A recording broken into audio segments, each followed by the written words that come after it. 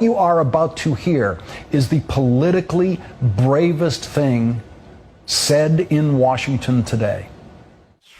If I told you that 1 out of 3 African-American males is forbidden by law from voting, you might think I was talking about Jim Crow 50 years ago. Yet today, 1/3 of African-American males are still prevented from voting because of the war on drugs. The war on drugs has disproportionately affected young black males.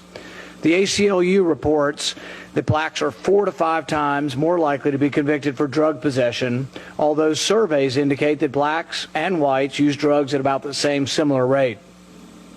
The majority of illegal drug users and dealers nationwide are white, but 3/4 of the people in prison for drug offenses are African American or Latino. Why are arrest rates so lopsided? Because it's frankly easier to go into the urban areas and make arrests than it is to go into suburban areas. Arrest statistics matter when applying for federal grants. Doesn't take much imagination to understand that it's easier to round up, arrest, and convict poor kids than it is to convict rich kids. The injustice of mandatory minimum sentences is impossible to ignore when you hear the stories of the victims. Edward Clay, 18 years old, was a first-time offender when he was caught with less than 2 ounces of cocaine. He received 10 years in jail for a mandatory minimum sentence.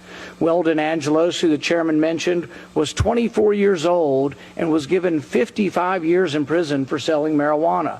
There is no justice here. It is wrong and it needs to change.